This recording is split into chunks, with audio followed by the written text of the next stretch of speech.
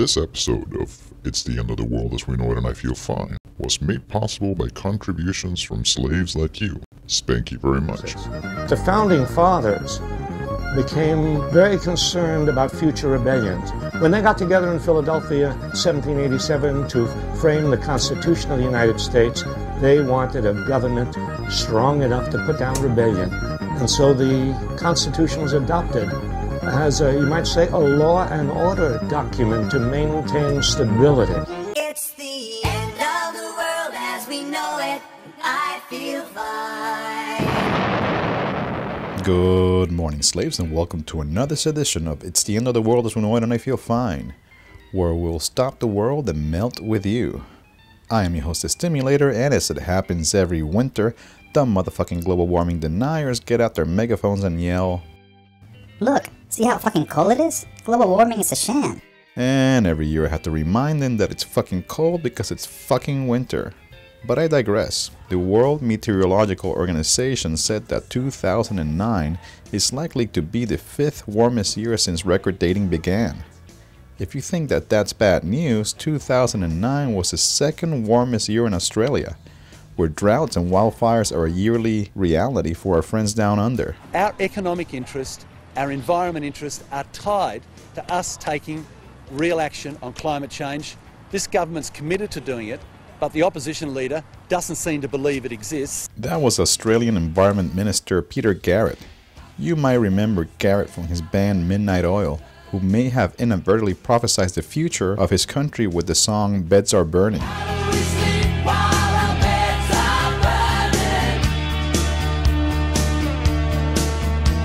Crews on Cypress Mountain are taking full advantage of some recent snowfall. They're scrambling to prepare for Olympic competition, but the weather forecast continues to work against them. Yep. Man-made climate change may be putting a damper on the 5 cock rings of death. Cypress Mountain, the site for the Olympic snowboarding competition and freestyle skiing competition, is as bare as Janet Jackson's right boobie at the Super Bowl. Bales of hay are being delivered by chopper to build up jumps and obstacles at a cost of over $1,000 an hour. But with a budget of $6 billion, the same amount as Haiti's gross domestic product, the greedy motherfuckers from the IOC should be able to make snow in the Sahara. Or they could just fucking take the competition to Dubai. This over-the-top Middle Eastern city is home to a ginormous indoor skiing slope in the middle of the fucking desert. But while the rich rock out with their cocks out, there is a virtual slave class that built this grotesque expression of unbridled capitalism. Yep, my fellow slaves, our priorities as a race are totally fucked. On the one hand, you have people skiing in the desert, and on the other... So? Wait, what's that? Wait, is that Apple CEO Steve Jobs? Hey Jobs, can you show me the new iPad? Let me show it to you now. This is what it looks like.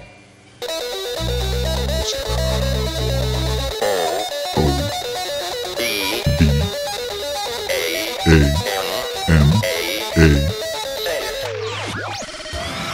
Snatch back your brain, zombie.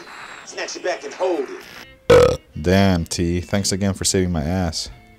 As I was saying, our priorities are fucked. Apple expects to sell 10 million iPads this year at a cost of $500 a pop.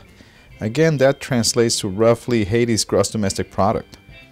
Meanwhile, the man your mama calls Obama has been taking a more populist approach and unleashing a more, well, fighting spirit. Fighting, fighting, fighting, fighting, fighting, fighting, fighting, fighting, fighting, fighting, fight, fights, fights, fight, fight, fight, fight, fighting, fight, fighting, fighting, fight, fight, fight, fight, fight.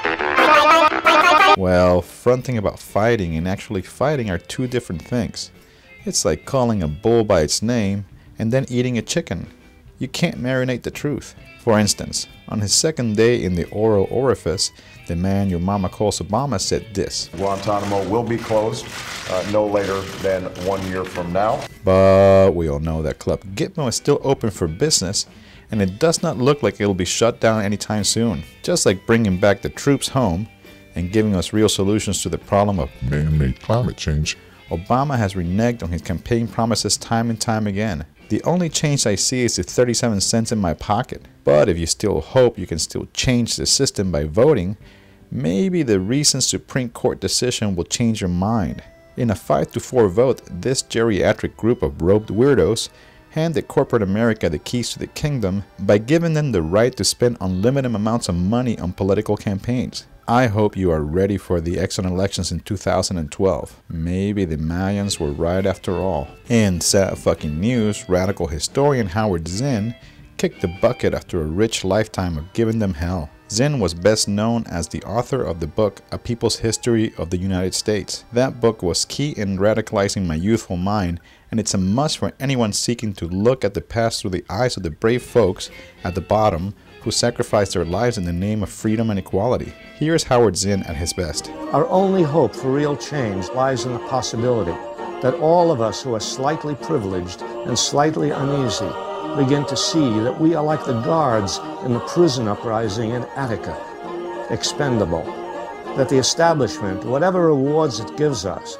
will also, if necessary to maintain its control, kill us.